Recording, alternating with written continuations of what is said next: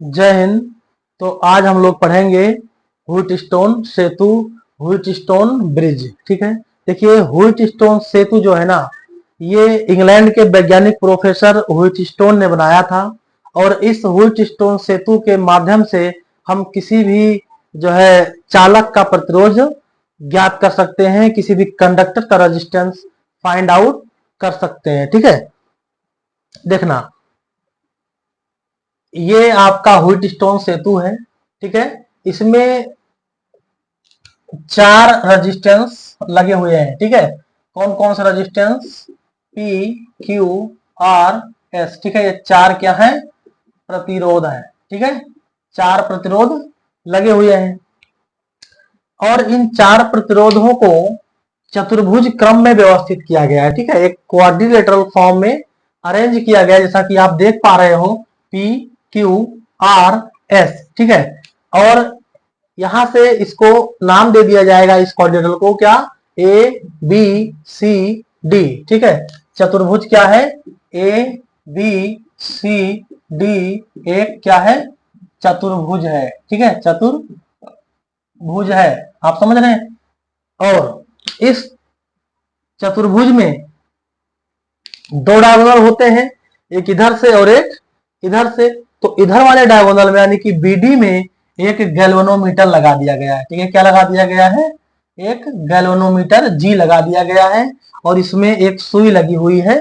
ठीक है, यहाँ पर एक जो है स्विच भी है जो ऑलरेडी हमने ऑन कर रखी है। ठीक है, ये स्विच ऑन है, K2 जिसको बोलेंगे। ठीक है, और एक स्विच इसके दूसरे डायगोनल में लगी है। दूसरा डायगोनल कहां से कहां तक होता है?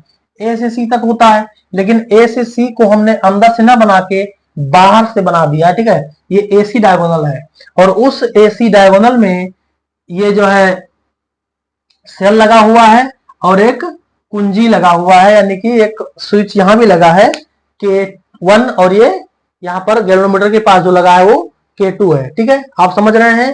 4 रेजिस्टेंस PQRS एक चतुर्भुज फॉर्म में रखे गए हैं, जिसके एक डायगोनल में गैल्वेनोमीटर G लगा हुआ है और दूसरे डायगोनल में सेल लगा हुआ है। ठीक है, अब ये स्विच तो अपने हिसाब से है कि जब इसको हमको जो है चलाने में दिक्कत ना आए तो स्विच लगा लिए हैं। ठीक है, स्विच रहेगी तो थोड़ा सुविधा रहेगा, सारा जो है कनेक्ट रहेगा, बस स्विच को ऑन कर देंगे। ठीक है, आप चाहें तो बगैर स्विच के भी इसको डायरेक्ट बना सकते हैं। ठीक है, और यहाँ का भी, यहाँ पर एक स्विच है वो भी ऑन है। अब होता क्या है कि जैसे ही इसमें करंट फ्लो होती है ना, जैसे हम इसको ऑन करेंगे तो तुरंत ये सब जो है चालू हो जाएगा। ठीक है, सारे इस चतुर्भुज में PQRS तक करंट दौड़ जाएगा और बीच में गैल्वेनोमीटर भी लगा हुआ है। ठीक है, जो धारा मापी जिसे कहते हैं, ये जो है जैसे ही करंट दौड़ेगा ना, तो आप समझिए ये सुई जो लगी है गैल्वेनोमीटर के अंदर, ये विक्षेपित होगी। ठीक है, अगर विक्षेपित होगी मतलब कि इधर भी करंट आ रहा है। ठीक है, इधर भी करंट आ रहा है। अगर इधर कोई करंट नहीं आएगा, ठीक है, तो ये क्या होगा? विक्षेपित नहीं होगी। अगर ये विक्षेपित नहीं होगी मतलब इसका ये हुआ ना कि अगर ये सुई डिफ्लेक्ट नहीं हुआ, विक्षेपित नहीं हुआ, तो हम समझेंगे कि इस चतुर्भुज में लगे जो 4 रेजिस्टेंस हैं उनमें से किसी 2 संलग्न भुजाओं के रेजिस्टेंस का जो अनुपात होगा वो शेष 2 संलग्न भुजाओं के प्रतिरोधों के अनुपात के बराबर होगा। अगर ये विक्षेपित नहीं हुई तो, अगर विक्षेपित हो गई तो बराबर नहीं होंगे। समझ रहे हैं ना बात को? अगर इसको ऑन किया गया, इसमें करंट दौड़ गया, करंट दौड़ने के बाद अगर यहाँ का सुई डिफ्लेक्ट हो गया, अगर थोड़ा सा भी ऐसे या इधर कहीं भी ऐसे सीधे है ना, अगर ऐसे ऐसे कहीं भी हो गया तो हम समझेंगे कि जो इसमें रेजिस्टेंस लगे हुए हैं उन सब रेजिस्टेंस का जो अनुपात होगा वो बराबर नहीं होगा। लेकिन अगर ये सुई डिफ्लेक्ट नहीं हुई, अगर इसके अंदर कोई विक्षेप नहीं आया, तो हम समझेंगे क्या कि किसी 2 संलग्न भुजाओं के प्रतिरोधों का अनुपात, ठीक है, मान लीजिए P और R, ठीक है, ये 2 संलग्न भुजाओं के प्रतिरोधों का अनुपात शेष 2 संलग्न भुजाओं के प्रतिरोधों के अनुपात के बराबर होगा, यानी कि Q/R एस। आप समझ रहे हैं, P upon R equal to Q upon S. ठीक है, ये क्या है, ये दो संलग्न भुजाओं के प्रतिरोधों का अनुपात शेष दो संलग्न भुजाओं के प्रतिरोधों के अनुपात के जो है बराबर होता है। आप समझ रहे हैं, देखिए संलग्न भुजा ही लेना है, यानी कि ये और ये ले सकते हैं या फिर ये और ये साइड ले सकते हैं, यानी संलग्न का मतलब समझ रहे हैं, करेस्पॉन्डिंग साइड। ठीक है, करेस्पॉन्डिंग साइड यानी कि दोनों साइड कनेक्ट होने चाहिए बस। अगर हम चाहें कि हम आर और क्यू ले लें तो क्या ले सकते हैं, नहीं ले सकते, क्योंकि आर अपोजिट में है, ये कहीं से भी कनेक्ट नहीं है। लेकिन संलग्न का मतलब होता है कि उसका एक जो है पॉइंट, एक का इनिशियल पॉइंट और एक का एंड पॉइंट एक दूसरे से कनेक्ट हो तो ही वो संलग्न भुजा होगी। तो हम P और Q ले सकते हैं, P और R ले सकते हैं, या फिर R और S ले सकते हैं, या फिर Q और S ले सकते हैं, ना कि Q और R या फिर P और S। समझ में नहीं आया? तो इस तरह से ये जो है व्हीटस्टोन सेतु बता रहा है। ठीक है, ये व्हीटस्टोन सेतु के कंसेप्ट पर ना दो सिस्टम बनाए गए हैं। अगर हमको रेजिस्टेंस फाइंड आउट करना होता है तो दो सिस्टम बनाए गए हैं। एक पहला तो है, क्या नाम है, post office box, post office box, और दूसरा है मीटर सेतु। ठीक है, मीटर सेतु। ये दो जो सिस्टम है इसमें व्हीटस्टोन सेतु का ही यूज किया गया है, यानी कि व्हीटस्टोन सेतु के कंसेप्ट पर ये बने हुए हैं, और इसी में हम किसी भी चालक का रेजिस्टेंस यानी किसी चालक का प्रतिरोध निकाल सकते हैं। ठीक है, अब हम बात करते हैं कि ये P अपॉन आर और Q अपॉन एस आया किस तरह से। तो आप यहां पर बात को समझें, देखिए यहां पर किरचॉफ का पहला नियम और किरचॉफ का दूसरा नियम भी लगा हुआ है। ठीक है, कैसे लगा है आपको बताते हैं हम। आप पहले जो है किरचॉफ का पहला नियम और दूसरा नियम समझे रहेंगे तो ही ये समझ में आने वाला है। ठीक है, अगर आपने किरचॉफ के पहले और दूसरे नियम को नहीं समझा है तो आप इसी वीडियो के डिस्क्रिप्शन में उस वीडियो का लिंक मिल जाएगा, जाके देख लीजिए, फिर आप इसको आइए देखने, तब आपको समझ में आएगा। ठीक है, अब देखना, यहां से एक धारा आई फ्लो हो रही है। ठीक है, एक धारा यहां से आई फ्लो हो रही है, जैसे यहां ऑन करेंगे ना धारा बहना चालू हो जाएगा। यहां तक आते आते धारा दो डायरेक्शन में डिवाइड हो जाएगी। ठीक है, एक इधर चली जा रही है और एक इधर चली जा रही है। तो इधर जो धारा गई उसको I1 नाम दे देंगे, इधर जो धारा गई उसको I2 नाम दे देंगे।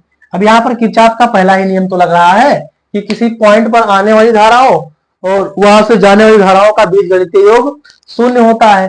तो धारा तो इस पॉइंट इस रास्ते से आ रही है और यहाँ से जाते जाते ये दो डायरेक्शन में डिवाइड हो गई है। लेकिन आप चिंता मत करिए, ये दोनों ही धाराओं का जो है एल्जेब्रिक सम इस आई के ही बराबर होगा। आप ये ध्यान रखें कि जो है इन दोनों धाराओं का सम जो है एल्जेब्रिक सम आई ही होगा। ये एक रास्ते से आया है, दो रास्ते में जा रहा है, लेकिन जब इसका हम सम करेंगे ना तब वो जो है इक्वल यानी कि इस धारा के ही बराबर होंगे।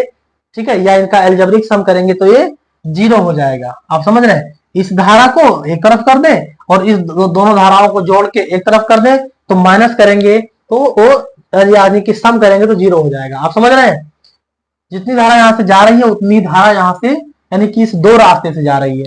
अब ये I1 धारा ना ऐसे सीधे जा रही है, इधर से भी घूम के जाएगी, I1 ही जाएगी यहां तक, वो C तक आएगी, और इधर से जो I2 धारा जा रही है वो D से होता हुआ C तक जाएगा, और C से फिर दोनों धाराएं यहीं से निकली हुई दोनों धाराएं यहां जाके आपस में मिलेंगी और फिर वहां से लौट जाएंगी, यानी कि I गया था और I ही वापस आ रहा है। आपने कहीं धारा में कहीं कोई कमी पाया क्या? धारा जो धारा जा रही थी वही धारा आई है, बस घूम के आई है, दो रास्ते से घूम के आई है। समझ रहे हैं, ये किरचॉफ का पहला नियम है। ठीक है, और किरचॉफ का दूसरा नियम क्या कहता है कि किसी जो है परिपथ के प्रत्येक बंद पास के विभिन्न खंडों में, आप समझ रहे हैं, प्रत्येक बंद पास के विभिन्न खंडों में जो है बहने वाली धाराओं और उनके संगत लगे प्रतिरोधों का दूसरा नियम क्या कहता है, I1P। ठीक है, किरचॉफ के दूसरे नियम से I1P, ठीक है। और ये इधर जा रहा था, ये इस डायरेक्शन में जा रहा है, तो दोनों एक दूसरे से क्या हो जाएंगे, निरस्त हो जाएंगे, ठीक है। अरे इस दोनों धाराओं का जब अलजेब्रिक सम करेंगे ना तो वो क्या हो जाएगा, जीरो हो जाएगा। तो I1P माइनस I2R ये दोनों क्या हो जाएंगे, जीरो हो जाएंगे। इसको थोड़ा अगर हम और सही करेंगे ना तो I1P इक्वल टू, इसको लिख सकते हैं I2R, इसको हम समीकरण क्या मान लेते हैं, एक मान लेते हैं, ठीक है। और दूसरा समीकरण कह सकते हैं इधर से बन जाएगा, देखना इस पॉइंट से, ठीक है, I1Q, ठीक है, I1Q माइनस इधर से I2S धारा बह रही है, तो ये हो जाएगा I2S क्या होगा, जीरो के बराबर होगा, ठीक है। इस तरह से इसको और सॉल्व करेंगे तो I1Q इक्वल टू, इसको उधर भेजेंगे तो क्या हो जाएगा I2S, इसको हम क्या मान सकते हैं, दूसरा समीकरण मान सकते हैं, ठीक है। अब समीकरण एक को समीकरण दो से क्या कर दें, डिवाइड कर दें, ठीक है। समीकरण एक को समीकरण दो से भाग करने पर, ठीक है, भाग करने पर